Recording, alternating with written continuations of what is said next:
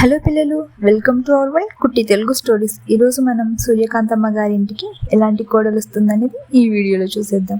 పక్కనే ఉన్న పట్టణంలో చదువుకున్న సాదా సీదా నెమ్మది మనసున్న అమ్మాయి సీత.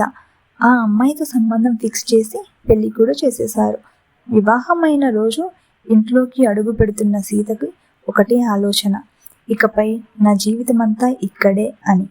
కుడికాలు లోపలికి పెట్టి వచ్చింది. వివాహం జరిగిన రోజు నుంచి అందరూ ఆమె అమాయకపు నవ్వుకి, మాట్లాడే తీరుకి ఆకర్షితులయ్యారు. వచ్చిన ఒక రోజుకే అందరి మనసులను సంపాదించుకుంది. అత్తగారికి మాత్రం ఆ నవ్వు కూడా చికాకుగా అనిపించింది. మొహం మీదే, ఓహో, నువ్వు నవ్వుతూ అందంగా ఇంటి పనులు చేస్తున్నావని పక్కింటి వాళ్ళకు చూపిస్తున్నావా? అందరూ నువ్వు మాత్రమే పని చేస్తున్నావు అని అనుకోవాలని కావాలని చేస్తున్నావు కదా అని అనుమానంగా, మనసుకు బాధ కలిగేలా మాట్లాడేది. అత్త ప్రవర్తన ఎలా ఉన్నా సీత అన్నింటినీ నవ్వుతూ భరిస్తూ సర్దుకుపోయేది. నాకు తెలిసి ఇప్పటికీ ఇలాంటివి చాలా ఇళ్లలో జరుగుతూనే ఉంటాయి. ఎందుకంటే నేను ఒక ఇంటి కోడలిని. ఇప్పటికీ ఇలాంటి అవమానాలు ఎదుర్కొంటూనే ఉన్నా. మీకు రిలేటెడ్గా అనిపిస్తే కమెంట్ చేయండి.